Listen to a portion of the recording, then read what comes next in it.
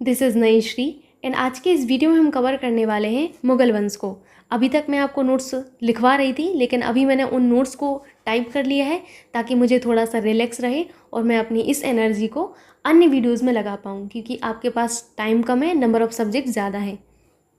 यहाँ पर मैं आपको एक एक पॉइंट उसी तरीके से बताऊँगी जैसे मैंने आपको पिछले वीडियोज़ में बताए हैं। आपको बताऊँगी कैसे आपको लिखना है, क्या करना है, क्या इंपॉर्टेंट है, क्या इंपॉर्टेंट नहीं है। ठीक है, सो आपको बिल्कुल फ़िक्र नहीं करनी है, बस अच्छे से पढ़ाई करनी है। आपको नोट्स बनाने हैं, प्लीज़ आप लोग नोट्स बनाइएगा, उनका रिवीजन करिएगा। ठीक है, मुगल वंश में आपको सबसे पहले याद रखना है कि आपके मुगल वंश के जो शासक थे वो आपके चगताई नामक शाखा से थे। किससे थे? चगताई नामक शाखा से थे। सो आपको ये याद रखना है कि ये जो है आपके मुगल वंश के शासक तुर्कों की चगताई नामक शाखा से थे। ठीक है, और इस शाखा का नाम किसके नाम पर पड़ा था? तो इस शाखा का नाम आपके जो मंगोल नेता थे, कौन थे? चंगेज़ खां। चंगेज़ खां के द्वितीय पुत्र के नाम पर इस शाखा का नाम पड़ा था, याद रखिएगा। ठीक, सो याद रखना है आपको सबसे पहले कि मुगल वंश के जो शासक थे वो तुर्कों की चगताई नामक शाखा से थे और इस शाखा का नाम किसके नाम पर पड़ा था? मंगोल नेता चंगेज़ खां के द्वितीय पुत्र के नाम पर इस शाखा का नाम क्या पड़ा था? आपका जो है चगताई नामक शाखा पड़ा था। ठीक है, अब हमें सबसे पहले मुगल वंश में पढ़ना है बाबर को। ठीक, बाबर को क्यों पढ़ना है वो आगे आप समझ जाएंगे कि हम क्यों बाबर को पढ़ रहे हैं। ठीक, सो बाबर का सबसे पहले पूरा नाम आप लोगों को याद रखना है कि बाबर का पूरा नाम क्या था। तो बाबर का पूरा नाम था जहीरुद्दीन मोहम्मद बाबर। क्या नाम था इनका? जहीरुद्दीन मोहम्मद बाबर इनका पूरा नाम था। अगर हम बात करें उपाधियों की तो इन्होंने टोटल 4 उपाधियां धारण कर रखी थी। कौन कौन सी आगे हम जानेंगे। कलंदर की उपाधि, गाजी की उपाधि, मिर्जा की उपाधि, बादशाह की उपाधि। कब इन्होंने कौन सी उपाधि धारण की, ये बहुत इंपॉर्टेंट है, एग्जाम में पूछा जाता है। ठीक है, कि इनको कलंदर की उपाधि किसने दी, गाजी की उपाधि इन्होंने किस युद्ध के उपरांत धारण की, मिर्जा की उपाधि इन्होंने कब त्यागी, ये सारी चीज़ें इंपॉर्टेंट हैं। आपको समझ में आ गया? तो यहाँ पर हम चलते हैं। सबसे पहला आता है आपकी कलंदर की उपाधि। तो कलंदर की उपाधि जो बाबर हैं, इनकी उदारता को देखते हुए, जो आपके लोग थे ना, जनता जो थी, जनता ने दी थी। किसने दी थी? जनता ने दी थी। किसको देखते हुए? बाबर की उदारता को देखते हुए इनको जो है कलंदर की उपाधि से सम्मानित किया गया था। नेक्स्ट चलते हैं, हम लोग इनके बारे में देखते हैं। गाजी। ठीक है, आप लोगों ने कलंदर की उपाधि पढ़ ली, फिर आता है आपका गाजी। तो गाजी की उपाधि इन्होंने खानवा के युद्ध में, आगे आप पढ़ेंगे खानवा का युद्ध कब हुआ था। तो खानवा का जो युद्ध हुआ था ये हुआ था आपका 17 मार्च। मैं आगे बताऊंगी सारी चीज़ें, अभी आपको नहीं लिखना है, अभी आप बस सुनते जाइए खाली और नोट्स बनाते जाइए उपाधियों में। ठीक है, तो आपका खानवा का युद्ध हुआ था 17 मार्च 1527 को हुआ था। खानवा के युद्ध के बाद जो है इन्होंने विजय प्राप्त की। जब इनको विजयश्री मिली तो इसके उपरांत बाबर ने गाजी की उपाधि धारण की थी। न जाने कई बार एग्जाम में पूछा गया है कि बाबर ने गाजी की उपाधि किस युद्ध के उपरांत धारण की। सो इन्होंने खानवा के युद्ध के बाद जो है गाजी की उपाधि धारण कर रखी थी। ठीक है, उसके बाद आता है मिर्जा। तो मिर्जा की उपाधि इन्होंने जो है 1504 में काबुल विजय के बाद बाबर ने अपने पूर्वजों के द्वारा जो धारण की गई उपाधि है मिर्जा का त्याग किया था। कई बार एग्जाम में पूछा जाता है कि मिर्जा की उपाधि का त्याग बाबर ने कब कर दिया था। तो 1504 में किया था। कब? 1504 में किया था, काबुल विजय के उपरांत। किसके उपरांत? काबुल विजय के उपरांत।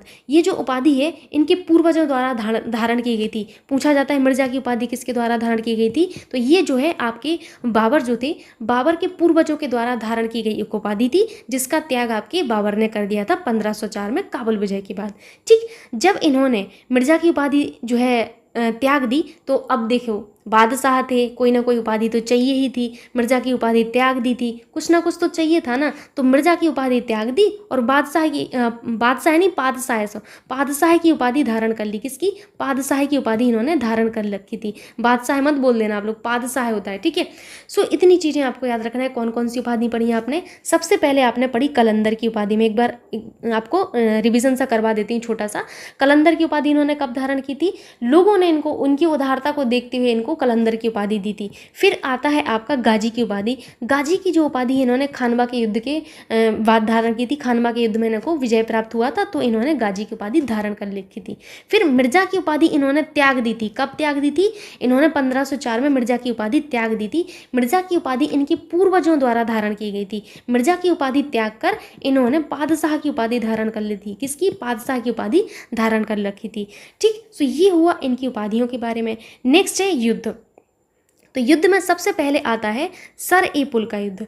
सर ए पुल का जो युद्ध है बाबर और किसके बीच में हुआ था, कब हुआ था और कौन पराजित हुआ। कोई भी युद्ध पढ़ना है तो आपको क्या याद रखना है कि कब आपका युद्ध हुआ, किसके बीच में हुआ, ठीक है, और कौन पराजित हुआ। इतनी चीज़ें आप लोगों को याद रखनी है। आप कहोगे फिर मैम बचा ही क्या है, जब आपने सब कुछ तो बोल ही दिया है। तो सब कुछ याद रखना ही होता है, क्योंकि हिस्ट्री एक ऐसा सब्जेक्ट है जिसमें कुछ भी पूछा जा सकता है आपसे। तो सर ए पुल का जो आपका युद्ध है ये बाबर और सैबानी खां के बीच में हुआ था। किसके बीच में हुआ था, बाबर और सैबानी खां के बीच में हुआ था। वेरी वेरी इंपॉर्टेंट, आपको नाम याद रखना है कि बाबर के बीच में और सैबानी खां के बीच में हुआ था। कब, 1501 में ये युद्ध हुआ था, ठीक है। इसमें हुआ क्या था कि बाबर पराजित हो गए थे। बाबर पराजित क्यों हुए थे, क्योंकि ये जो सैबानी खां थी ना, इन्होंने तुलगमा पद्धति का प्रयोग किया था। किसका, तुलगमा पद्धति का प्रयोग किया था।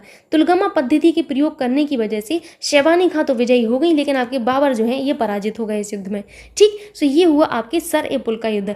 अब आप लोगों को कैसे याद रखना है सर ए पुल, सा से आप लोग याद रखिएगा सर ए पुल, सा से सैबानी खां, बाबर तो कॉमन है तो याद रखिएगा सर ए पुल का युद्ध बाबर और सैबानी खां के बीच में हुआ था। कब, 1501 में हुआ था। बाबर इसमें पराजित हो गए थे, ठीक।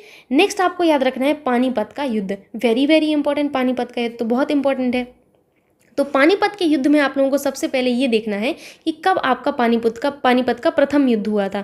तो पानीपत का प्रथम युद्ध जो हुआ था आपका ये 21 अप्रैल 1526 में हुआ था। कब हुआ था, 21 अप्रैल 1526। मैं आपको ये जरूर सजेस्ट करूंगी कि आप डेट अगर याद नहीं रख पा रहे तो एटलीस्ट मंथ याद रखिए, और ईयर तो देखिए याद रखना ही है, ठीक है। सो मंथ आप लोग जरूर से याद रखिएगा कि अप्रैल में हुआ था। कब हुआ था, अप्रैल 1526 में आपका पानीपत का प्रथम युद्ध हुआ था।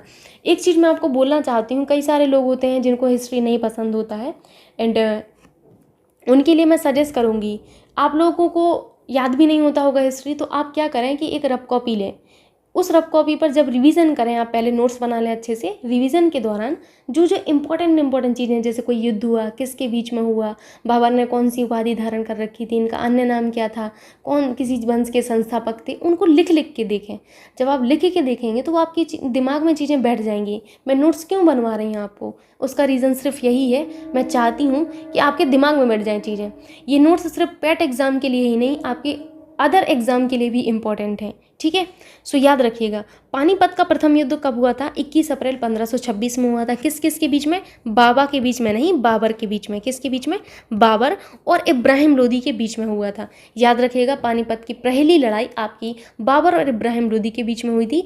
इसमें क्या हुआ था कि इब्राहिम लोदी जो है मारे गए थे। कौन, इब्राहिम लोदी आपके मारे गए थे इस युद्ध में।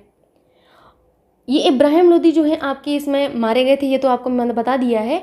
यह भारत का प्रथम सुल्तान था जो इस युद्ध में मारा गया था। याद रखिएगा कि इब्राहिम लोदी भारत का प्रथम सुल्तान था। लिखिएगा भारत का पहला सुल्तान। वैसे तो मैं आपको लोदी वंश में बता चुकी हूँ ये चीज़ें, लेकिन फिर से लिखना है आपको, भारत का पहला सुल्तान था जो युद्ध स्थल में मारा गया। कहाँ पर, युद्ध स्थल में मारा गया। अभी तक युद्ध स्थल में कोई नहीं मरा था, लेकिन ये युद्ध स्थल में ही मारे गए थे। कौन, इब्राहिम लोदी, ठीक है, याद रखिएगा। इसके बाद से फिर बाबर ने मुगल वंश की नींव डाली थी, ठीक। सो ये है आपके बाबर की कहानी। आगे आपको यहाँ पर देखने को मिलेगा, लेकिन अभी आपको याद रखना है कि इन्होंने इब्राहिम लोदी को मारा, फलस्वरूप इन्होंने दिल्ली और आगरा पर बाबर का अधिकार हो गया था, ठीक। जब ये पानीपत का प्रथम युद्ध हुआ था, उसके बाद आपके इब्राहिम लोदी जो है ये तो आपके जो है मारे गए थे, और आपके बाबर जो हैं विजयी हुए थे। बाबर जब विजयी हुए थे, उन्होंने दिल्ली पर और आगरा पर अपना अधिकार कर लिया, ठीक। आगे आपको देखना है कि 27 अप्रैल 1526 का, 27 अप्रैल 1526, 21 अप्रैल 1526 को तो पानीपत का प्रथम युद्ध हुआ, लेकिन 27 अप्रैल 1526 को बाबर ने स्वयं को बादशाह घोषित किया। क्या किया इन्होंने, स्वयं को बादशाह घोषित कर दिया और मुगल साम्राज्य की नींव डाली। कब डाली थी, 27 अप्रैल 1526 में। अब अगर आपसे पूछा जाए कि मुगल साम्राज्य की नींव किस युद्ध के बाद डाली गई, तो पानीपत के प्रथम युद्ध के बाद डाली गई थी, ठीक। वेरी वेरी इंपॉर्टेंट, ये पॉइंट बहुत इंपॉर्टेंट है, सो आपको याद रखना है। इन्होंने स्वयं को बादशाह घोषित किया था पानीपत के प्रथम युद्ध के बाद, इब्राहिम लोदी को मारने के बाद, और मुगल वंश की जो है इन्होंने नींव डाली, ठीक। अब आपको ये चीज़ पता होनी चाहिए कि पानीपत का एक प्रथम युद्ध था, इसमें बाबर जो है विजयी हुए थे। तो उसका रीज़न ये था कि बाबर के पास इस टाइम जो है ना तोपें थीं। क्या थी, तोपें थीं। तो इनके पास सर्वाधिक मात्रा में तोपें थीं। इब्राहिम जो आपके लोदी थे, उनके पास क्या थे, अच्छे खासे सैनिक थे, सेना अच्छी खासी थी, लेकिन इनके पास क्या था, बाबर के पास तोपें थीं। तो बाबर ने पहली बार तोपों का प्रयोग पानीपत के प्रथम युद्ध में किया था। एग्जाम में पूछा जाता है कि बाबर ने तोपों का प्रयोग सर्वप्रथम किस युद्ध में किया? पानीपत के प्रथम युद्ध में किया था। ठीक है, सो बाबर ने तुलगमा पद्धति का प्रयोग किया। तुलगमा पद्धति का प्रयोग किसने किया था? याद करो, सरेपुल के युद्ध में किसने किया था? शेवानी खां ने किया था। किसने? शेवानी खां ने किया था। ठीक, अब इन्होंने शेवानी खां को कॉपी कर लिया और शेवानी खां की तुलगमा पद्धति का यूज इनने कर दिया पानीपत के प्रथम युद्ध में। क्योंकि सरेपुल के युद्ध में क्या हुआ था? बाबर पराजित हो गए थे शेवानी खां से। शेवानी खां ने तुलगमा पद्धति का प्रयोग किया, तो इन्होंने सोचा क्यों ना मैं भी तुलगमा पद्धति का प्रयोग कर लूँ। तो इन्होंने तुलगमा पद्धति का प्रयोग किया पानीपत की प्रथम लड़ाई में, और इसी लड़ाई में बाबर ने सर्वप्रथम तोपों का प्रयोग किया था। Again very very important mark करिएगा और आपको लिखना है इस चीज़ को अच्छे से। नेक्स्ट आपका आता है खानवा का युद्ध। देखिए, बाबर के द्वारा जितने भी युद्ध लड़े गए अभी मैं आपको बताऊंगी टोटल, उनमें आप लोगों से क्रम सजाने को बोला जाता है। टोटल 5 युद्ध याद रखना है। सरेपुल का युद्ध, पानीपत का प्रथम युद्ध, फिर खानवा का युद्ध, चंदेरी का युद्ध, घाघरा का युद्ध। ये जो युद्ध हैं आपके, इनको आपको याद रखना है। इनका क्रम आपसे पूछा जाता है कि बाबर के द्वारा लड़े गए युद्ध का क्रम सजाइए। ऐसा प्रश्न बहुत बार परीक्षाओं में आता है। ठीक, सो प्लीज़ आप लोगों को याद रखना है। अब बात आती है खानवा के युद्ध के बारे में। सो खानवा का युद्ध कब हुआ था? 1527 में हुआ था। सबसे पहले आपने पढ़ा सरेपुल का युद्ध 1500 कब हुआ था? बोलिए, 1501 में हुआ था। Good good. दूसरा आपने पढ़ा पानीपत का प्रथम युद्ध कब हुआ था? 1526 में हुआ था। तीसरा आप पढ़ रहे हैं खानवा का युद्ध 1527 में हुआ था। कब? 1527 में। किसके बीच में? बाबर और राणा सांगा के बीच में। किसके बीच में? बाबर और राणा सांगा के बीच में हुआ था। इसमें राणा सांगा आपके पराजित हो गए थे और बाबर ने इसमें जिहाद की घोषणा की थी। किसकी? जिहाद की घोषणा कब की थी बाबर ने? तो खानवा के युद्ध में इन्होंने जिहाद की घोषणा की थी। अपार्ट फ्रॉम दिस, अभी मैंने आपको बताया है कि बाबर ने गाजी की उपाधि, इसी के नीचे फिर से लिखिएगा ताकि आपको याद रहे चीज़ें। बाबर ने गाजी की उपाधि, ये जो आपके खानवा के युद्ध है ना, खानवा के युद्ध में विजयश्री मिलने के उपरांत ही धारण की थी। ठीक, अभी मैंने बताया आपको। नेक्स्ट है आपका चंदेरी का युद्ध। चंदेरी का युद्ध कब हुआ था? 1528 में हुआ था। कब? 1528 में हुआ था, बाबर और मेदिनी राय के बीच में। आपको बस इतना ही याद रखना है कि इसके बीच में हुआ था, बाबर और मेदिनी राय के बीच में चंदेरी का युद्ध हुआ था। ठीक, और इस युद्ध में क्या हुआ? इस युद्ध में आपके मेदिनी राय जो है वो मारे गए थे।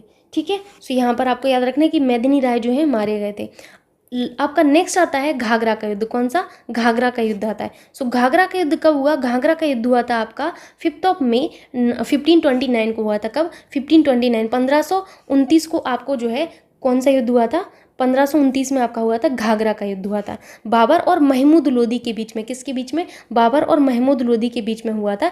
इसमें बाबर फिर से विजयी हुआ, यानी कि बाबर ने देखिए लगातार विजय प्राप्त की है। आपका सिर्फ शेवानी खां के साथ पराजित हुआ। यह बाबर का अंतिम युद्ध था। बाबर का अंतिम युद्ध कौन सा था? घाघरा का युद्ध था। एग्जाम में पूछा जाता है कि बाबर का अंतिम युद्ध कौन सा है, तो बाबर का अंतिम जो युद्ध था वो था घाघरा का युद्ध। कौन सा?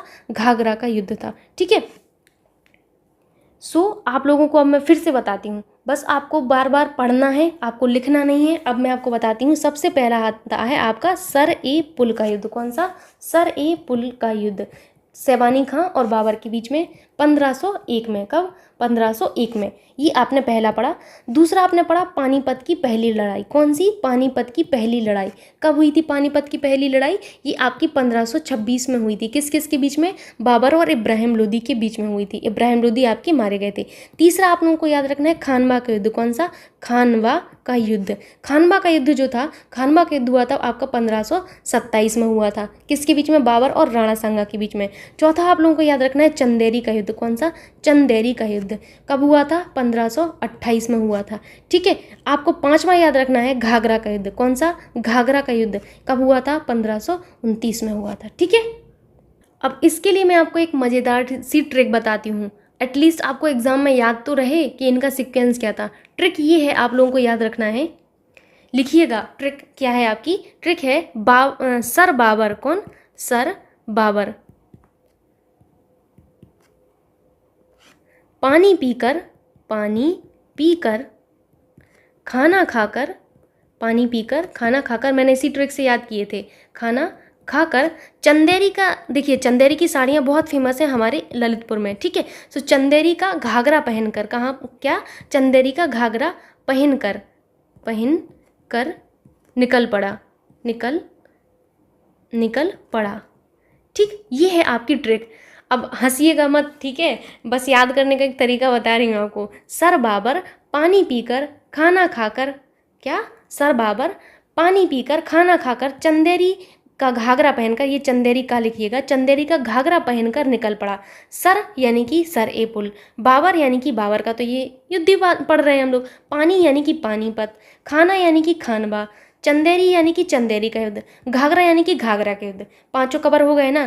पहला सरे पुल का युद्ध, दूसरा आपका है पानीपत का युद्ध, तीसरा आप लोगों का है खानवा का युद्ध, चौथा है आपका चंदेरी का युद्ध, पांचवा है आपका घाघरा का युद्ध। तो मैंने इस तरीके से याद रख लिए थे। और इधर पर देखिए बिल्कुल सीक्वेंस में चलना है आपको। इधर पे देखिए बिल्कुल भी कहीं ब्रेक ही नहीं है। 1526, 1527, 1528, 1529, कितना सिंपल है, इसीलिए मैंने ये ट्रिक बनाई है। और 1501 को आपको याद रखना है। इतना तो एफर्ट लगाना पड़ेगा ना बाबर के लिए, ठीक, बाबर के लिए इतना एफर्ट लगा लीजिएगा। बाकी इनमें देखिए कहीं पर भी ब्रेक नहीं है, सीधे सीधे चलते जाना है, सीधा रास्ता चलना है आपको, ठीक। लिख लीजिएगा, ट्रिक मज़ेदार है, ठीक। अब आप लोगों को नेक्स्ट पॉइंट याद रखना है कि जो आपका बाबर का साम्राज्य था, बाबर के साम्राज्य में काबुल आपका था, पंजाब था और आधुनिक उत्तर प्रदेश का क्षेत्र शामिल था। कौन कौन था? आपका काबुल था, पंजाब था और आधुनिक उत्तर प्रदेश का क्षेत्र शामिल था, ठीक। नेक्स्ट बात आती है इनके ग्रंथ की। तो ग्रंथ में आप लोगों को याद रखना है कि बाबर ने स्वयं तुजुक-ए-बाबरी या बाबरनामा लिखा था, ठीक। पूछा जाता है कि तुजुक-ए-बाबरी या बाबरनामा किसने लिखा, तो आपकी बाबर ने स्वयं लिखा था, तुजुक-ए-बाबरी और बाबरनामा। इसको या तो हाईलाइट कर लीजिएगा या फिर अलग पेन से, इस तरीके के जो शब्द होते हैं, जो टर्म होते हैं, उनको आपको अलग पेन से लिखना चाहिए, ठीक है। इन्होंने अपनी आत्मकथा में, किसमें, बाबरनामा में 2 हिंदू राज्यों का उल्लेख किया था। कौन कौन सा? विजयनगर और मेवाड़। आपसे पूछा जाए कि आपके बाबर साहब ने अपनी आत्मकथा में किन 2 हिंदू राज्यों का उल्लेख किया था, सो आंसर क्या होगा? विजयनगर और मेवाड़, ठीक है। अब इसके बाद आप लोगों को एक चीज़ और पढ़नी है बाबरनामा के बारे में। बाबरनामा का फारसी में रूपांतरण करवाया गया था। क्या करवाया था? बाबर का फारसी में रूपांतरण करवाया था। किसने? अकबर ने करवाया था।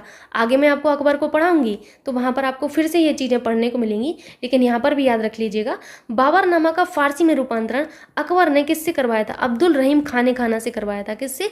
अब्दुल रहीम खाने खाना से करवाया था। अब्दुल रहीम खाने खाना, वेरी वेरी इंपॉर्टेंट, पूछा जाता है कि बाबरनामा का फारसी में रूपांतरण किसने कराया, तो अब्दुल रहीम खाने खाना ने किया था, ठीक। नेक्स्ट है नोट। आप लोगों को नोट याद रखना है कि मुगल बादशाह बाबर के सेना नायक कौन? मिलवाकी। ये मिलवाकी नहीं है, ये है आपका मीर बाकी, मीर बाकी, ठीक है, मीर बाकी। तो बाबर का सेना नायक जो था, जिसका नाम था मीर बाकी, इसने अयोध्या में बाबरी मस्जिद का निर्माण करवाया था। कहाँ पर? अयोध्या में बाबरी मस्जिद का निर्माण करवाया था सेना नायक मीर बाकी ने, ठीक है। Very very important. I hope आप लोगों को ये चीज़ समझ में आई होगी बाबर के बारे में, और आपको मज़ेदार भी लगा हो। ये जो आपकी ट्रिक थी उसने आपको हेल्प भी किया होगा, ठीक। सो आगे हम पढ़ने वाले हैं हुमायूं और शेर शाह के बारे में। सो आइए जानते हैं हुमायूं और शेर शाह जी के बारे में। देखिए, हुमायूं और शेर शाह को पढ़ने से पहले मैं आपको एक चीज़ बोलना चाहती हूँ। जब आपका ये हिस्ट्री ख़त्म होगा तो मैं आपको एक ऐसा वीडियो दूंगी जिसमें आपके जितने भी युद्ध होंगे वो होंगे, और कुछ मकबरा वगैरह होंगे, और कुछ इम्पोर्टेंट से कुछ अगर मुझे लगता है कि वो शामिल करना चाहिए तो मैं वो दे दूँगी। सो एक जगह आपके सारे युद्ध जो हैं कंपाइल होके रहेंगे, तो आपको प्रॉब्लम नहीं होगी पढ़ने में, ठीक। अब हम पढ़ते हैं हुमायूं और शेर शाह के बारे में। तो यहाँ पर देखिए एक बड़ा सा ब्रेक हो गया है। अब नीचे यहाँ पर सारा का सारा जो है इनके बारे में दिया होगा, तो यहाँ पर मैं बता देती हूँ आप लोगों को। सबसे पहले हमें हुमायूं के बारे में पढ़ना है। हुमायूं जो हैं आपके बाबर का पुत्र था। किसका? बाबर के पुत्र थे। हुमायूं किसके पुत्र थे? बाबर के पुत्र थे। और बाबर ने ही आपके मुगल साम्राज्य की नींव रखी थी। किसकी? मुगल साम्राज्य की नींव आपके बाबर साहब ने रखी थी। बाबर का पुत्र कौन था? हुमायूं था। एक ऐड देखा होगा आप लोगों ने, पियर्स साबुन का आता था, बाबर का बेटा हुमायूं, ये वही है, ठीक है। सो याद रखिएगा, आपके बाबर का बेटा था हुमायूं। हुमायूं के अलावा बाबर के और भी बेटे थे। कौन कौन से थे? कामरान था, कामरान, अस्करी, कामरान, अस्करी, और एक और था हिंदाल, हिंदाल। जिनमें से बाबर जो हैं सबसे ज्येष्ठ पुत्र थे। कौन थे? सबसे ज्येष्ठ पुत्र जो हैं इनके बाबर ही थे, ठीक है। सो आगे आप लोग देखेंगे यहाँ पर कामरान, अस्करी और हिंदाल बाबर के पुत्र और हुमायूं के भाई थे। हुमायूं बाबर का ज्येष्ठ पुत्र था। ये अस्करी है, सो आधा सा कर लीजिएगा, ना कि पूरा सा, ठीक है। अब आप लोगों को हुमायूं के बारे में यहाँ पर इंपॉर्टेंट सी चीज़ें पढ़नी होंगी। सबसे पहला, हुमायूं ने चुनाव दुर्ग पर पहली बार आक्रमण 1532 में किया था। तो हुमायूं ने चुनाव दुर्ग पर पहली बार आक्रमण कब किया था? 1532 में। याद रखना है आप लोगों को, महत्वपूर्ण है। 1531 में इन्होंने कालिंजर पर आक्रमण किया और 1532 में रायसेन के महत्वपूर्ण किलों को जीत लिया। अब नेक्स्ट आता है हुमायूं के द्वारा लड़े गए युद्ध, जो कि बहुत ज़्यादा इंपॉर्टेंट है। सो हुमायूं के द्वारा लड़े गए 4 युद्ध प्रमुख हैं, जो कि है देवरा का युद्ध, चौसा का युद्ध, कन्नौज या बिलग्राम का युद्ध और सरहिंद का युद्ध। ठीक है, इसकी ट्रिक आपको बनानी है और कमेंट बॉक्स में बतानी है। ठीक है, अगर आपको नहीं आती है तो मैं तो हूँ ही। ठीक, सो युद्ध में आप लोगों को याद रखना है कि हुमायूं द्वारा लड़े गए 4 प्रमुख युद्ध कौन कौन से हैं। पहला है देवरा का युद्ध, जो कि आपके 1532 में हुआ था। कब हुआ था देवरा का युद्ध? 1532 में हुआ था। चौसा का युद्ध कब हुआ था? 1539 में हुआ था। कन्नौज या विलग्राम, एक ही है आपका, कन्नौज का युद्ध कहें या विलग्राम का युद्ध कहें, 1540 में हुआ था। सरहिंद का युद्ध 1555 में हुआ था। इनका भी क्रम सजाने के लिए कई बार एग्जाम में आया है कि हुमायूं द्वारा लड़े गए 4 युद्धों का क्रम आप बताइए। तो याद रखिएगा, सबसे पहले देवरा का युद्ध हुआ था। कौन सा? देवरा का युद्ध हुआ था। फिर आपका चौसा का युद्ध हुआ था, चौसा का युद्ध हुआ था। फिर आपका कौन सा हुआ था? कन्नौज का हुआ था, कन्नौज। देन आपका कौन सा हुआ था? सरहिंद का युद्ध हुआ था। कौन सा? सरहिंद का युद्ध। देवरा 1532, ठीक है, 1532, 1539, 1539, कन्नौज 1540 एंड आपका सरहिंद 1500 कब हुआ था? 1555 में हुआ था। ठीक, सो यहाँ पर आप लोगों को इतनी चीज़ें याद रखना है। फिर हम चलते हैं देवरा के युद्ध के बारे में कि देवरा के युद्ध में क्या ऐसा स्पेशल रहा। सो देवरा के युद्ध में आपको याद रखना है कि 1532 में आपके जो हुमायूं हैं, हुमायूं ने गोमती नदी के तट पर स्थित देवरा, किस नदी के तट पर? गोमती नदी के तट पर स्थित था देवरा। ये आपको याद रखना है, वेरी वेरी इंपॉर्टेंट। गोमती नदी के तट पर स्थित देवरा नामक स्थान पर अफगान विद्रोहियों को हराया था। तो देवरा के युद्ध में क्या हुआ था? देवरा के युद्ध में हुमायूं ने अफगान विद्रोही जो थे इनको हरा दिया था। नेक्स्ट है आपका चौसा का युद्ध। सो चौसा के युद्ध में आप लोगों को याद रखना है कि चौसा का युद्ध किन किन के बीच में हुआ था, पहले तो ये याद रखना है। तो चौसा का युद्ध हुमायूं और शेरशाह के बीच में हुआ था। किस किस के बीच में? हुमायूं और शेरशाह के बीच में हुआ था। इंपॉर्टेंट है, याद रखिएगा। चौसा का युद्ध आपसे पूछा जाता है एग्जाम में। ठीक, सो हुमायूं और शेरशाह के बीच में हमारा चौसा का युद्ध हुआ।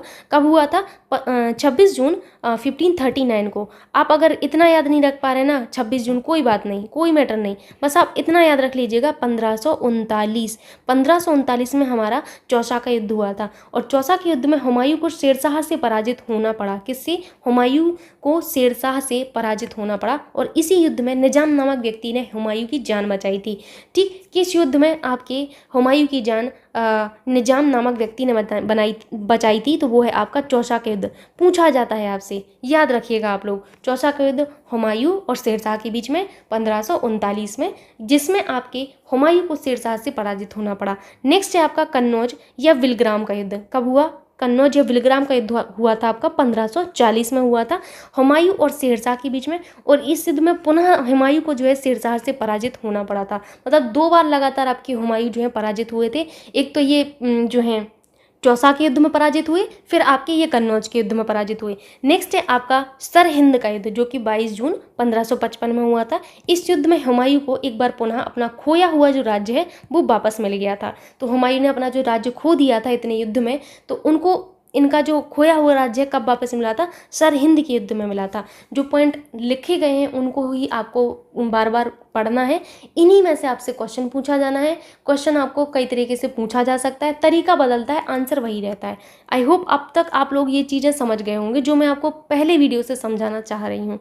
ठीक, सो इतना आप लोगों ने पढ़ लिया होगा अभी। अब आपको मैं थोड़ा सा क्विक रिवीजन करवा देती हूँ कि आपने हुमायूं के द्वारा कौन कौन से युद्ध पढ़े, लड़े गए कौन कौन से युद्ध पढ़े। सबसे पहला आपने पढ़ा था देवरा का युद्ध। कौन सा पढ़ा था? देवरा का युद्ध पढ़ा था। कब हुआ था देवरा का युद्ध? देवरा का युद्ध हुआ था आपका 1532 में। कब? 1532 में हुआ था। नेक्स्ट आता है आपका चौसा का युद्ध। चौसा का युद्ध कब हुआ था? 1539 में हुआ था। कब? 1539 में हुआ था। उसके बाद आपका कौन सा आता है? कन्नौज या बिलग्राम का युद्ध आता है। कौन सा? कन्नौज या बिलग्राम का युद्ध, जो कि आपके 1540 में हुआ था। नेक्स्ट है आपका सरहिंद का युद्ध। कौन सा? सरहिंद का युद्ध, जो कि आपका 1555 में हुआ था। कब? 1555 में हुआ था। ठीक, आई होप इतनी चीज़ें आपको समझ में आ रही होंगी। अगर समझ में आ रही है तो प्लीज़ लाइक भी कर दिया करिए वीडियो को। ठीक है, अब ये तो हो गए आपके युद्ध। आगे हम देखते हैं, आगे हम पढ़ने वाले हैं दिल्ली सल्तनत के पराभव के उपरांत। दिल्ली सल्तनत आपका जब चला गया तब उसके बाद आपका कौन सा आया था, उसके बाद आपका मुगल साम्राज्य आया। ठीक है, तो मुगल वंश में आपके जो है हुमायूं द्वारा सर्वप्रथम स्वर्ण मुद्रा का प्रचलन किया गया था। याद रखिएगा, आपके मुगल वंश में हुमायूं द्वारा स्वर्ण मुद्रा का प्रचलन किया गया था। ठीक, अब बात आती है हुमायूं के मकबरा की, जो कि बहुत ज़्यादा इंपॉर्टेंट है। एग्जाम में मकबरा अक्सर पूछा जाता है। सो मकबरा में याद रखना है कि इनका मकबरा आपके 1564 में हाजी बेगम द्वारा, किसके द्वारा, हाजी बेगम द्वारा दिल्ली 3 बनाव में हुमायूं का मकबरा का निर्माण करवाया गया था। वेरी वेरी इंपॉर्टेंट कि हुमायूं का मकबरा कहाँ पर है, तो इनका मकबरा आपका जो है कहाँ पर है, दिल्ली में है। किसने करवाया, हाजी बेगम ने करवाया था। सबसे ज़्यादा इंपॉर्टेंट बात यह है कि यह श्वेत संगमरमर से बना भारत का पहला गोल गुंबद वाला मकबरा था। किस संगमरमर से बना है, श्वेत संगमरमर से बना है। ये भारत का पहला गोल गुंबद वाला पहला मकबरा है ये आपका। ठीक, अब हम बात करते हैं मकबरा की, तो आप लोग लिख लीजिएगा, कुछ मैं आपको मकबरे बता देती हूँ। ठीक है, सबसे पहला आता है बाबर का मकबरा। किसका, बाबर का मकबरा। बाबर का मकबरा कहाँ पर है, तो ये काबुल में है। कहाँ पर, काबुल अफगानिस्तान में है।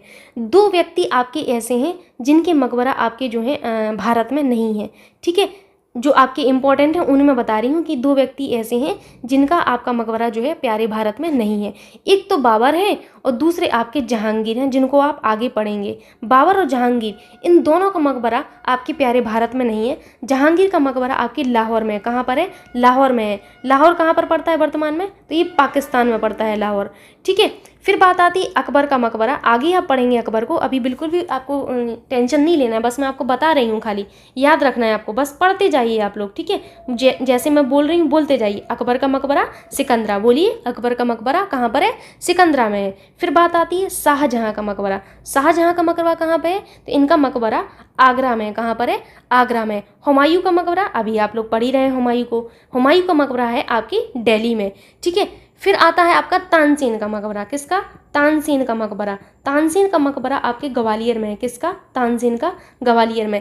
एक आते हैं एतमदुद्दौला, तो एतमदुद्दौला का मकबरा आपका कहाँ पर है, आगरा में। इतने ही मकबरे हैं जो कि आपको एग्जाम के लिए याद रखने हैं। इन्हीं में एग्जाम वाला जो है घूमते रहते हैं, इसके अलावा आपको कुछ भी याद नहीं रखना है। अब हम आते हैं शेरशाह पर। किस पर, अब हम बात करते हैं शेरशाह जी के बारे में। ये आपको याद रखना है शेरशाह के बारे में कि फरीद जो थे वही बाद में शेरशाह बन गए। कौन, फरीद ही बाद में शेरशाह बना। उपाधियां इन्होंने कौन कौन सी धारण कर रखी थी, सुल्तान की और हजरत ए आला की उपाधि इन्होंने धारण कर रखी थी। किसकी, सुल्तान और हजरत ए आला की उपाधि धारण कर रखी थी।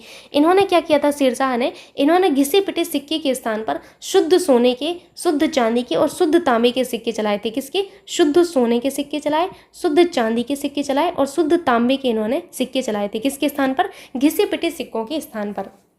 अपार्ट फ्रॉम दिस सबसे ज़्यादा इंपॉर्टेंट ये होता है कि उन्होंने शुद्ध चांदी का रुपया, चांदी का रुपया किसने चलाया, चांदी का रुपया। ये याद रखना है, चांदी का क्या था, रुपया था। चांदी का क्या था, रुपया था। और इन्होंने तांबे का क्या चलाया, तांबे का दाम। तो दाम जो है किसका था, तांबे का था, तांबे का दाम। याद रखिएगा, तांबे का दाम, चांदी का रुपया। तो इन्होंने जो है चांदी का रुपया चलाया और तांबे का दाम चलाया था, जिसका जो है विनिमय, इनका जो दाम का विनिमय दर था वो 1:64 के रेशियो में था। किसके, 1:64 के रेशियो में था। ठीक, सो ये तो हुआ इनकी उपाधियों के बारे में और इनके द्वारा जो चलाई गई मुद्रा के बारे में। अब हम बात करते हैं शेरशाह द्वारा किए गए प्रमुख सुधार। तो इनके द्वारा देखिए कई सारे सुधार किए गए। एक तो इन्होंने राजस्व संबंधी सुधार किए, प्रशासनिक संबंधी सुधार किए, सैनिक सुधार भी किए, करेंसी प्रणाली में सुधार, अभी अभी आप लोग पढ़ के आए इनके बारे में।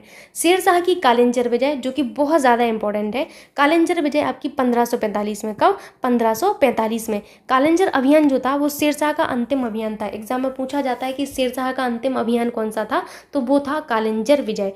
आपके शेरशाह ने पट्टा और काबिलियत व्यवस्था जो है इसको अपनाया था। किसको, पट्टा और काबिलियत व्यवस्था को जो है इन्होंने अपनाया था। किसके लिए, कृषकों की मदद के लिए। तो पूछा जाता है पट्टा एवं काबिलियत व्यवस्था जो है आपकी किसके द्वारा लागू की गई या किसके द्वारा जो है लगाई गई, तो याद रखिएगा ये आपके शेरशाह के द्वारा। किसके द्वारा, शेरशाह के द्वारा। किसके लिए, तो ये जो है बेसिकली किसानों की मदद के लिए आपकी पट्टा और काबिलियत व्यवस्था लागू की गई थी। अब बात आती है शेरशाह के द्वारा किए गए निर्माण कार्यों की। तो शेरशाह में निर्माण निर्माण कार्य में आपको याद रखना है किला ए कोहना मस्जिद, जो कि आपकी दिल्ली में है। तो किला ए कोहना मस्जिद आपकी इंपॉर्टेंट है, याद रखिएगा। किला ए कोहना मस्जिद आपकी जो है किसने बनवाई, तो ये आपकी जो है शेरशाह ने बनवाई थी दिल्ली में। और सिर मंडल, इसमें एक और चीज़ लिख लीजिएगा, सिर मंडल। सिर मंडल जो है आपका किसके द्वारा बनवाया गया, तो सिर मंडल जो आपका है ये आपका जो है किसके द्वारा बनवाया गया था, शेरशाह के द्वारा बनवाया गया था। ठीक। और पुराना किला में भवन जो है आपकी दिल्ली में शेरशाह के द्वारा बनवाए गए थे। मृत्यु इनकी कहाँ पर हुई थी, तो मृत्यु इनकी कालिंजर में हुई थी। कहाँ पर, कालिंजर में इनकी मृत्यु हो गई थी। कालिंजर विजय इनकी अंतिम विजय थी। बात आती है इनके मकबरा की, तो शेरशाह का जो मकबरा है बिहार के सासाराम नामक स्थान पर है। वेरी वेरी इंपॉर्टेंट, इनका मकबरा आपको याद रखना है। शेरशाह का मकबरा बिहार के सासाराम नामक स्थान पर है। ठीक। सो कुछ मकबरे मैंने आपको बताए थे, उनको और शेरशाह के मकबरे को एक जगह लिख लीजिएगा अपने पेज पर कहीं पर, तो आपको आसानी होगी याद रखने में। बार बार जो है आपको पूछा जाना एग्जाम में, सो आप लोग इस तरीके से बनाइए अपने नोट्स को कि एक दृष्टि में आपको ये समझ आने लगे कि मेरा कहाँ पर क्या है। ठीक। सो आगे हम पढ़ने वाले हैं अकबर जी के बारे में। किसके बारे में, अकबर के बारे में आगे हम पढ़ने वाले हैं अकबर जी को। अकबर जी को पढ़ने से पहले मैं आप लोगों से एक चीज़ बोलना चाहती हूँ कि मैंने आपको कुछ दिन पहले गुलाम वंश पढ़ाया था। गुलाम वंश में मेरे से एक मिस्टेक हो गई थी और उस मिस्टेक को मैंने तुरंत करेक्ट किया था पिन करके। अगर आप लोगों ने वो पिन की हुई चीज़ें नहीं देखी हैं तो आप लोग एक बार करेक्ट कर लीजिएगा अपनी कॉपी में।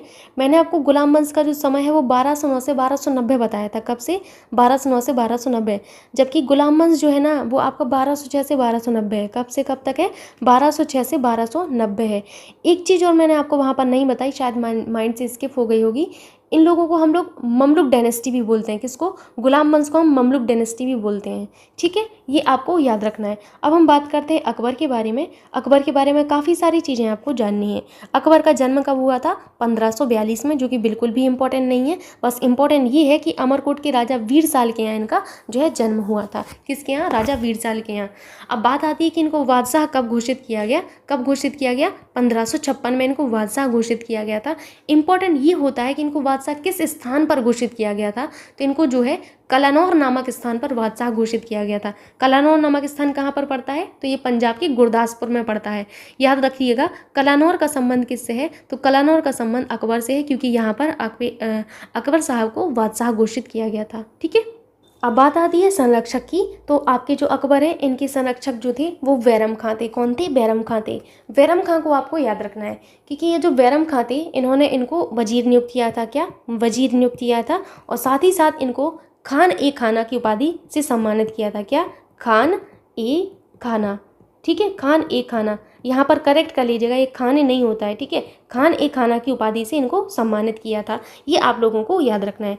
नेक्स्ट पॉइंट आता है आपका वैवाहिक संबंध। तो वैवाहिक संबंध आपको ये नेक्स्ट लाइन में लिखना है, ये गलती से MS वर्ड पर हो गया है। सो वैवाहिक संबंध में आपको याद रखना है कि अकबर ने सबसे पहले जो वैवाहिक संबंध स्थापित किए थे वो किससे किए थे, कछवाहा राजपूतों से स्थापित किए थे। किससे, कछवाहा राजपूतों से स्थापित किए थे। कछवाहा राजपूतों को आपको याद रखना है, इन्होंने सबसे पहले कछवाहा राजपूतों से वैवाहिक संबंध स्थापित किए थे। और हरखाबाई, जिनको आप लोग जो है जोधाबाई के नाम से जानते हैं, तो जोधाबाई जो है यही आपकी हरखाबाई थी। इनसे विवाह करने की इन्होंने इच्छा व्यक्त की थी और अकबर के इस प्रस्ताव को स्वीकार कर लिया गया था। ठीक। आगे फिर क्या हुआ था, जब अकबर के प्रस्ताव को स्वीकार कर लिया गया, फिर उसके बाद जो है इनका विवाह हो गया। और विवाह के बाद आपके अकबर को जो है एक पुत्र की प्राप्ति हुई थी आपकी जो है हरखाबाई से, जिनका नाम आप लोग जानते होंगे जहांगीर, जिसे क्या कहते हैं, शाहजादे सलीम। तो शाहजादे जो सलीम थे वो इनकी जो वैवाहिक संबंध कछवाहा राजपूतों से स्थापित किए गए थे हरखाबाई से, इन्हीं से इनको प्राप्त हुए थे। साथ ही साथ आपको बस ये याद रखना है कि ये जो है इनका प्रथम राजपूत कन्या से विवाह था। पहले के राजा कई सारी शादियां करते थे, बहुत सारी कर लेते थे, लेकिन यहाँ पर आपको इंपॉर्टेंट यही याद रखना है कि ये जो है इनका पहला राजपूत कन्या से विवाह था, कछवाहा राजपूतों से, जब इन्होंने किया था वैवाहिक संबंध। ठीक है। नेक्स्ट आता है समर्थन की, इन्होंने किस संप्रदाय को बेसिकली अपना समर्थन प्रदान किया। तो जब बात आती है समर्थन की, तो इन्होंने बेसिकली आपके जो चिश्तिया संप्रदाय है ना, कौन, चिश्तिया, चिश्ती नहीं है, चिश्तिया है। ठीक है, तो चिश्तिया संप्रदाय को इन्होंने बेसिकली अपना समर्थन दिया था। ये आपकी एक सूफी मत वाली आपकी एक जो है शाखा है, संप्रदाय है, जिसको इन्होंने समर्थन प्रदान किया था। अब पॉइंट के फॉर्म में आपको नीचे लिखते हुए चले जाना है कि अकबर देखिए बहुत ही ज़्यादा उदार थे, इन्होंने कई सारे रिफॉर्म्स लाए उस टाइम सोचिए कि इनका समय क्या था, 1500 के टाइम की बात कर रहे हैं हम लोग। इनका बादशाह जो कब घोषित किया गया 1556 में, उस टाइम इन्होंने इतने अच्छे अच्छे रिफॉर्म्स लाए। आप आगे देखेंगे तो आपको भी खुशी होगी जान के कि उस टाइम भी लोग प्रयास कर रहे थे। तो अकबर ने अपनी धार्मिक नीति के अंतर्गत 1562 में दास प्रथा, 1563 में तीर्थ यात्रा और 1564 में जजिया कर को समाप्त कर दिया था। अगेन वेरी वेरी इंपॉर्टेंट, बस आपको ये याद रखना है कि 1562 में इन्होंने दास प्रथा को अंत किया। कब? 1562। 1563 में क्या किया? तीर्थ यात्रा कर को समाप्त कर दिया। और 1564 में इन्होंने जजिया कर को समाप्त कर दिया था। ठीक, अपने सामाजिक सुधार के अंतर्गत इन्होंने बाल विवाह और सती प्रथा को रोकने का भी प्रयास किया था। ठीक है, एटलीस्ट इतना इन्होंने किया तो सही कि इन्होंने प्रयास किया। अपार्ट फ्रॉम दिस इन्होंने शिक्षा से संबंधित भी प्रावधान किए थे। उस टाइम कोई मुगल अगर बादशाह था जिसने शिक्षा संबंधी कार्य किए तो वो अकबर ही थे। अकबर ऐसा व्यक्ति था जिसने शिक्षा के क्षेत्र में भी सुधार किए हैं। आगे आप पढ़ेंगे इनके बारे में। अब बात आती है रानी दुर्गावती की। रानी दुर्गावती जी ने जो है आत्महत्या कर ली थी। क्यों आत्महत्या कर ली थी? क्योंकि जो अकबर महान थे इन्होंने 1564 में, कब? 1564 में जो है इनको घेर लिया था। किसको? रानी दुर्गावती को। पहली बात तो ये आती कि रानी दुर्गावती कहाँ की रानी थी, तो ये गोंडवाना की रानी थी। ठीक, तो गोंडवाना की रानी जो थी रानी दुर्गावती, इन्होंने हिंदू राज्य की योग्य शासिका थी और अकबर के आक्रमण 1564 के फलस्वरूप शत्रु से घिर जाने पर इस वीर रानी ने आत्महत्या कर ली थी। ठीक, तो ये आपको याद रखना है कि कौन सी रानी थी जिन्होंने अकबर के द्वारा घेरे जाने पर अकबर की जो सेना है उन्होंने घेर लिया था, तो इन्होंने आत्महत्या कर ली थी। नेक्स्ट आपका आता है साम्राज्य विस्तार। तो साम्राज्य विस्तार, सॉरी एक पॉइंट आपका रह जाता है इसमें। एक पॉइंट ये रह जाता है कि मुगल शासन व्यवस्था को स्थापित करने का श्रेय अकबर को जाता है, क्योंकि अकबर ने कई सारे रिफॉर्म्स लाए। उस टाइम नई नई नीतियाँ इन्होंने चलाई, कई सारी प्रथाएं इन्होंने जो है बंद की और कई सारे जो कर थे उनको ख़त्म किया इन्होंने। बात आती है साम्राज्य विस्तार की। तो अकबर का जो साम्राज्य था वो अफगानिस्तान, कश्मीर से गोदावरी नदी के किनारे तक था। ठीक, आगे आप देखेंगे अकबर की तुलना किससे की गई है। ये बहुत इंपॉर्टेंट है, एग्जाम में हो सकता है पूछ लिया जाए कि अकबर महान की तुलना किससे की गई थी। तो याद रखिएगा अकबर की जो तुलना है वो दो व्यक्तियों से की गई थी। किस किस से की गई थी आइए देखते हैं। एक तो देखिए फ्रेडरिक महान से की गई थी। किससे? फ्रेडरिक महान से। फ्रेडरिक महान ये कहाँ के थे? ये प्रशा की थी। कहाँ के? प्रशा। और दूसरी इनकी तुलना जो की गई थी वो रानी एलिजाबेथ से की गई थी। किससे? रानी एलिजाबेथ से की गई थी जो कि इंग्लैंड की थी। तो याद रखना है आप लोगों को, ये चीज़ बहुत इंपॉर्टेंट है कि आपके जो अकबर हैं इनकी तुलना किससे की गई थी? प्रशा के फ्रेडरिक महान और इंग्लैंड की रानी एलिजाबेथ से की गई थी। ठीक, एक चीज़ और याद रखिएगा, अकबर किसके समकालीन थे? तो रानी एलिजाबेथ के समकालीन थे। अब जो जिसके समकालीन होगा उसी से तुलना ही की जाएगी। तो पूछा जाए कि अकबर किसके समकालीन थे, तो रानी एलिजाबेथ के समकालीन थे। शायद आगे मैंने पॉइंट शामिल किया है, आपको देखने को मिल जाएगा। अब बात आती है घोड़े दागने की प्रथा। तो घोड़े दागने की प्रथा जो है आपके किस मुगल शासक ने शुरू की थी? तो वो अकबर ने ही शुरू की थी। पूछा जाता है एग्जाम में आपसे कई बार। ठीक, कब की थी? तो 1573 में इन्होंने अकबर द्वारा घोड़े दागने की प्रथा शुरू की गई थी। फिर आगे हमें पढ़ना है मनसबदारी प्रथा के बारे में। मनसबदारी प्रथा बहुत ज़्यादा इंपॉर्टेंट है, वेरी वेरी इंपॉर्टेंट। मनसबदारी प्रथा किसके द्वारा शुरू की गई थी, किसके द्वारा लागू की गई थी? ऐसे प्रश्न आपकी परीक्षा में अनेकों बार आए हुए हैं। सो अकबर के द्वारा जो है मनसबदारी प्रथा जो है आपकी शुरू की गई थी। इन्होंने जो है अपने शासनकाल में, जब इन्होंने अपना जो शासनकाल है वो ग्रहण किया, तो इन्होंने अपने शासनकाल के 11वें वर्ष में, कब? 11वें वर्ष में मनसबदारी व्यवस्था को आरंभ किया था। और इन मनसबदारों को जो है इन्होंने 3 वर्गों में विभक्त किया था। कितने वर्गों में? 3 वर्गों में इन्होंने विभक्त किया था। ठीक है, याद रखिएगा। और कब इन्होंने मनसबदारी प्रथा को जो है शुरुआत किया था? तो 1575 में। 1573 में तो इन्होंने जो है घोड़े दागने की प्रथा शुरू की। 1575 में इन्होंने मनसबदारी प्रथा शुरू की थी। ठीक है, याद रखिएगा। कई सारी चीज़ें आपको मनसबदारी प्रथा में अभी पढ़नी है।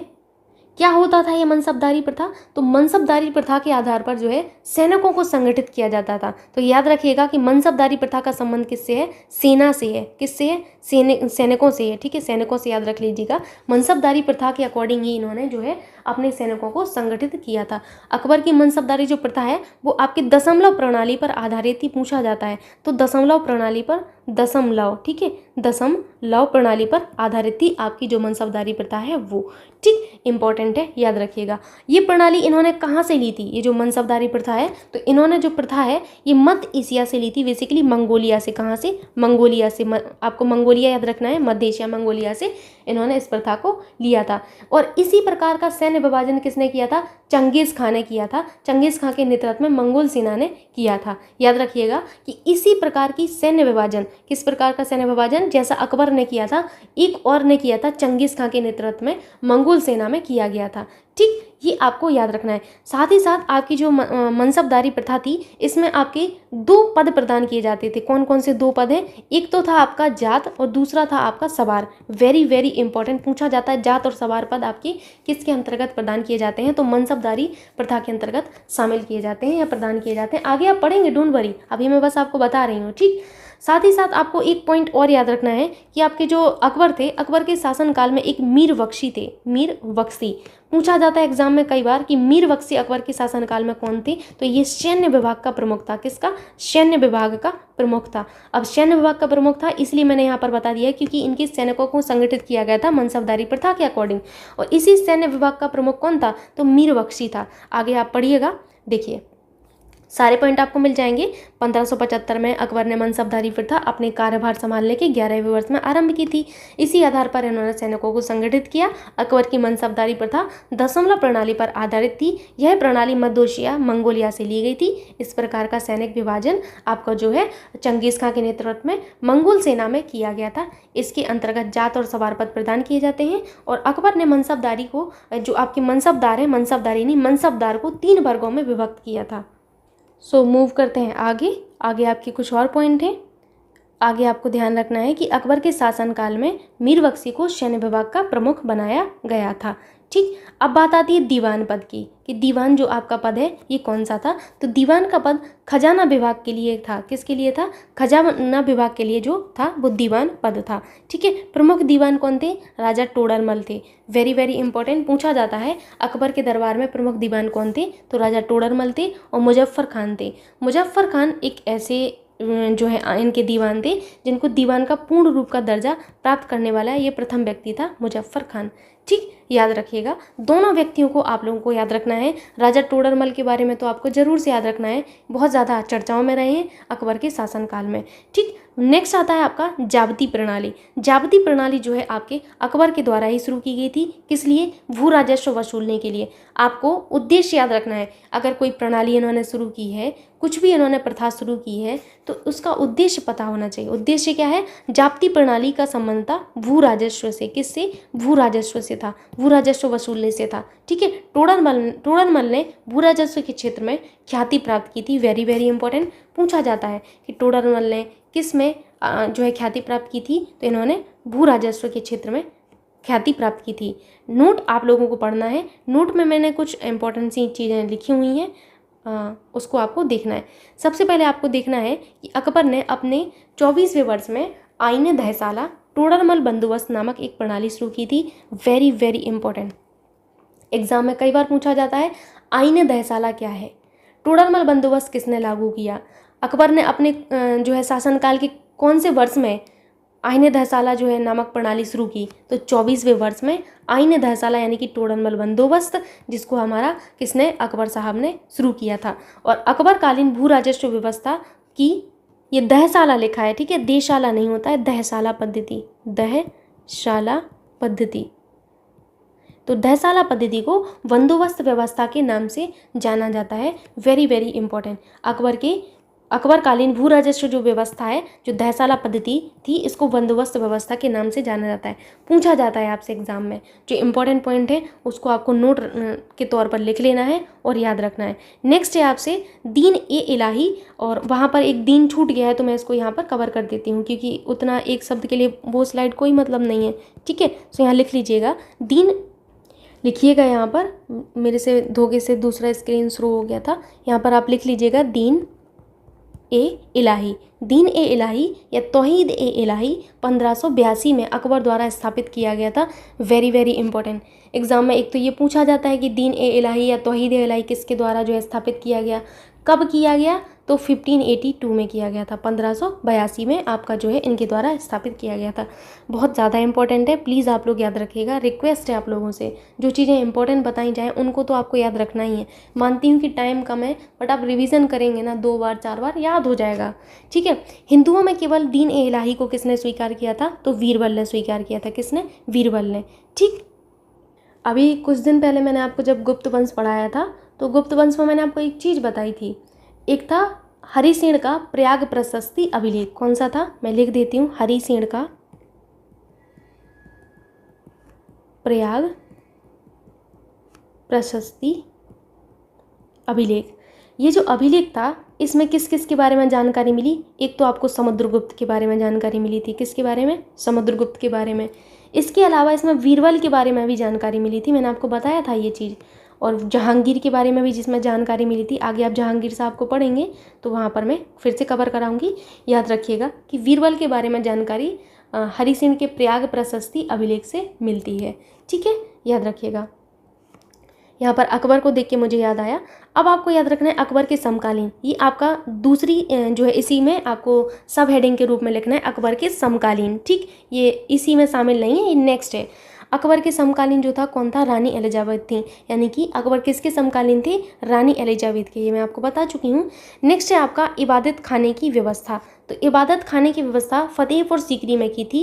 किसने? अकबर ने की थी। एग्जाम में कई बार पूछा जाता है कि इबादत खाने की व्यवस्था किसने की थी? तो अकबर ने की थी इबादत खाने की व्यवस्था, ठीक है। कहाँ पर की थी? फतेहपुर सीकरी में की थी। कब की थी? 1575 में की थी। इबादत खाना स्थापित किया था। इसमें धार्मिक एवं दार्शनिक विषय पर वाद विवाद करना होता था। इसमें क्या होता था इबादत खाने में कि दार्शनिक और जो आपके धार्मिक विषय हैं इन पर जो है बेसिकली डिबेट टाइप की होती थी, ठीक है। तो इबादत खाना याद रखना है। कई सारी चीज़ें आप लोग पढ़ चुके हैं। दीन ए इलाही, तौहीद ए इलाही आपने पढ़ा। फिर आपने पढ़ा कि जो है इबादत खाना किसने स्थापित किया, जाब्ती प्रणाली, टोडरमल बंदोबस्त। ये सारी चीज़ें आप लोगों ने यहाँ इनके बारे में पढ़ी हैं, जो कि आपको याद रखनी है, ठीक है। नेक्स्ट है सुलह ए कुल। सुलह ए कुल को भी आप एक हेडिंग के रूप में ही लिखिएगा। सुलह ए कुल नेक्स्ट लाइन में लिखिएगा और कलर चेंज करके लिखिएगा। सार्वभौम शांति तथा भाईचारा। सुलह ए कुल में क्या होता था? सार्वभौम शांति और भाईचारा के लिए इन्होंने एक सुलह ए कुल स्थापित किया था। अकबर के द्वारा ये स्थापित किया गया। बात आती है शिक्षा संबंधी सुधार। तो अकबर मुगल सम्राट जिसने शिक्षा संबंधी सुधार किए, अकबर नहीं किए थे, ठीक है। नेक्स्ट आपकी हेडिंग थी अकबर, ठीक। यहाँ पर आपको विराम चिन्ह लगा देना है। नेक्स्ट है आपका अकबर के विरुद्ध फतवा। क्या? अकबर के विरुद्ध फतवा। ये आपकी नेक्स्ट हेडिंग है। क्या है ये? नेक्स्ट हेडिंग करिएगा आप लोग। मैं बता रही हूँ जो जो यहाँ पर MS वर्ड में मिस्टेक हुई हैं उनको आपको करेक्ट कर लेना है। अब नेक्स्ट हेडिंग दीजिए सब हेडिंग के फॉर्म में, अकबर के विरुद्ध फतवा। तो अकबर के विरुद्ध फतवा भी जारी किया गया था। कब? 1580 में। अकबर के विरुद्ध फतवा जो है किसने जारी किया था? तो जौनपुर के जो धर्मगुरु थे उन्होंने सभी मुसलमानों को अकबर के विरुद्ध फतवा जारी करने के लिए कहा था, विद्रोह करने के लिए कहा था। याद रखिएगा, वेरी वेरी इंपॉर्टेंट। किसके विरुद्ध फतवा जारी किया गया? तो वो अकबर थे। कब जारी किया गया? 1580 में जारी किया। किसके द्वारा? जौनपुर के धर्मगुरु ने सभी मुसलमानों को अकबर के विरुद्ध विद्रोह करने के लिए फतवा जारी किया था। अब आते हैं इनकी जो है निर्माण कार्य की बात, क्योंकि इनके निर्माण कार्य बहुत इंपॉर्टेंट है। इनके निर्माण कार्यों में एक आपका स्थान ऐसा है जिसे यूनेस्को के विश्व विरासत स्थलों में शामिल किया गया है। कब? 1986 में यूनेस्को में शामिल किया गया है। Very very important. आगे आप देखेंगे तो वो नगर है आपका फतेहपुर सीकरी। फतेहपुर सीकरी को आपको याद रखना है, जो इन्होंने गुजरात विजय के दौरान अपना स्थापित किया था, ठीक। तो इनके निर्माण कार्यों में आप लोगों को याद रखना है सबसे पहले जहांगीर महल। जहांगीर महल इन्होंने दिल्ली में इसका निर्माण करवाया था। कहाँ पर? दिल्ली में जहांगीर महल का निर्माण करवाया गया। कई बार एग्जाम में पूछा जाता है कि जहांगीर महल का निर्माण किसने करवाया? तो ये आपकी अकबर ने करवाया था। पहला आपको याद रखना है।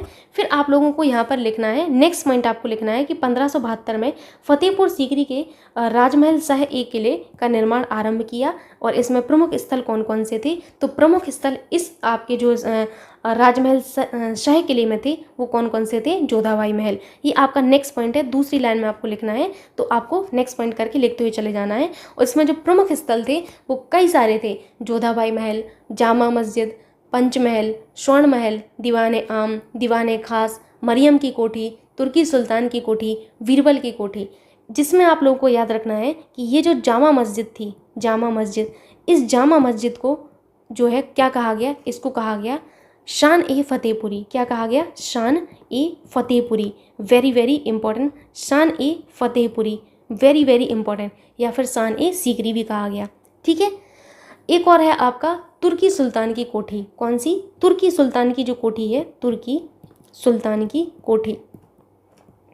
जो तुर्की सुल्तान की कोठी थी, इसको पर्सी ब्राउन ने स्थापत्य कला का मोती कहा। क्या कहा, स्थापत्य कला का मोती किसे कहा गया। पूछा जाता है कि आपके अकबर के निर्माण कार्यों में आपके जो है किसको स्थापत्य कला का मोती कहा गया। सो याद रखिएगा, तुर्की सुल्तान की कोठी को कहा गया स्थापत्य कला का मोती कहा। ठीक है, किसने कहा था, पर्सी ब्राउन ने कहा था, पर्सी ब्राउन। ठीक है, ब्राउन याद रखिएगा। ठीक है, एक और है आपका पंचमहल। पंचमहल जो है बिल्कुल डिट्टो कैसा बना था, जो भारतीय बौद्ध विहार थे ना, उन्हीं के जैसा बना हुआ था, इसीलिए पंचमहल जो है आपका भारतीय बौद्ध विहारों के अनुरूप है। आगे हम इनके बारे में जानते हैं। निर्माण कार्यों में आपको क्या देखना है, सबसे पहले आपको मैंने क्या बताया, निर्माण कार्य में सबसे पहला याद रखना है जहांगीर महल, जिसका निर्माण दिल्ली में करवाया गया। दूसरा आप लोगों को याद रखना है कि 1572 में फतेहपुर सीकरी के राजमहल सह किले का निर्माण आरंभ किया। इसमें प्रमुख स्थल पहला आपका है जोधाबाई महल, दूसरा जामा मस्जिद जिसे शान ए फतेहपुरी या शान ए सीकरी कहा गया, पंचमहल भारतीय बौद्ध विहारों के अनुरूप, स्वर्ण महल और सुनहला मकान, हवा महल जो ये नेक्स्ट है, हवा महल, दीवाने आम, दीवाने खास और मरियम की कोठी, तुर्की सुल्तान की कोठी, पर्सी ब्राउन ने इसे स्थापत्य कला का मोती कहा है। ठीक है, मूव करते हैं आगे। आगे है बीरबल की कोठी। तो बीरबल की कोठी भी आपको याद रखना है, ये आपके अकबर जी ने ही निर्माण करवाया था। अब नोट में आप लोगों को याद रखना है कि अकबर के द्वारा एक अनुवाद विभाग स्थापित किया गया था। एग्जाम में कई बार पूछा जाता है कि अनुवाद विभाग किसके द्वारा स्थापित किया गया, सो अकबर के द्वारा स्थापित किया गया था। ठीक है, फतेहपुर सीकरी नगर जो है इन्होंने अपनी गुजरात जो है गुजरात विजय के दौरान कब, गुजरात विजय के दौरान, विजय 1572 से 1573 के समय अकबर के द्वारा स्थापित किया गया, जिसे 1986 में यूनेस्को में शामिल किया गया। फतेहपुर सीकरी में बुलंद दरवाजा का निर्माण विजय स्तंभ के रूप में करवाया गया था। वेरी वेरी इंपॉर्टेंट, याद रखिएगा। अकबर का मकबरा। ठीक, तो मैंने आप लोगों को वैसे तो मकबरा जितने भी थे वो सारे कंप्लीट करवा दिए थे, एक जो अभी थोड़ी देर पहले ही बताया था, लेकिन अकबर का मकबरा काफ़ी ज़्यादा इंपॉर्टेंट है। अकबर का जो मकबरा है वो सिकंदरा में है। कहाँ पर है, सिकंदरा में है। कहाँ पर, सिकंदरा में है। ठीक, जिसे सिकंदर लोदी ने अपने नाम पर बसाया था। किसको, सिकंदरा को। और अकबर ने इसका नाम बहिस्ताबाद कर दिया था। क्या कर दिया था, बहिस्ताबाद रखा था। सो याद रखिएगा कि अकबर का जो मकबरा है वो सिकंदरा में है। ठीक है, अब आप लोगों को कुछ पॉइंट्स याद रखने हैं, जैसे कि एक तो ये पॉइंट याद रखना है कि अकबर के शासनकाल में महाभारत के विभिन्न भागों का जो है फारसी में अनुवाद किया गया। एग्जाम में यही पूछा जाता है कि किसके शासनकाल में महाभारत का फारसी में अनुवाद किया गया, तो महाभारत का फारसी में अनुवाद किया गया था, अकबर के शासनकाल में किया गया था। किस नाम से किया गया था, तो रज़्मनामा। ठीक है, ये पूछा जाता है कि अकबर के शासनकाल में महाभारत का अनुवाद जो है फारसी अनुवाद किस में किया गया, तो रज़्मनामा, रज़्मनामा के नाम से। ठीक है, Razmnama, very very important, please याद रख लीजिएगा, रिक्वेस्ट है आप लोगों से। ठीक है, और वदायूनी ने रामायण का अनुवाद किया था। ये भी पूछा जाता है कि किसने रामायण का अनुवाद किया था, तो वदायूनी ने किया था। ठीक, याद रखिएगा, वदायूनी इस तरीके से नहीं लिखा जाता, यूनी इस तरीके से लिखा जाता है। ठीक है, अकबर ने कश्मीर के जो मोहम्मद हुसैन थे, कौन, मोहम्मद हुसैन, इनको जरी कलम की उपाधि प्रदान की थी। ये भी पूछा जाता है कि अकबर ने किसे जरी कलम की उपाधि दी थी, या फिर ऐसे भी पूछ लिया जाता है कि मोहम्मद हुसैन को अकबर ने किस उपाधि से नवाजा था, तो जरी कलम की उपाधि से इन्होंने नवाजा था। सारी चीज़ें आप लोगों को याद रखना है अकबर के बारे में। अभी हम आगे नेक्स्ट वीडियो जो होगा उसमें जहांगीर, शाहजहां, औरंगजेब और आपकी जो मल्टीपल टाइप के जो क्वेश्चंस हैं अब तक के जो UPSSC परीक्षाओं में आए हैं उन सबको सॉल्व करवाऊंगी। आई होप आप लोगों को ये वीडियो भी अच्छा लगा होगा।